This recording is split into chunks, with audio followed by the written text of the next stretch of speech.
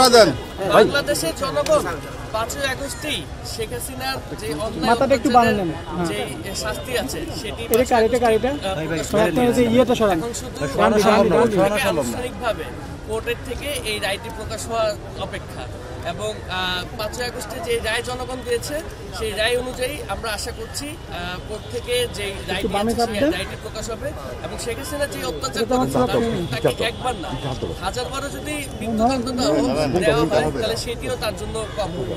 তাই সকল শহীদ পরিবার আহতরা এবং গত ১৭ বছর শেখ হাসিনা যাদের উপর অত্যাচার করেছে তাদের সকলেরই একটি মাত্র আশা, সেটি হলো শেখ হাসিনার মৃত্যুদণ্ড রায় আসবে আজকে এবং শেখ হাসিনা যত দ্রুত সম্ভব তাকে দেশে এনে দেশের মাটিতে তার এই রায়টি কার্যকর করা।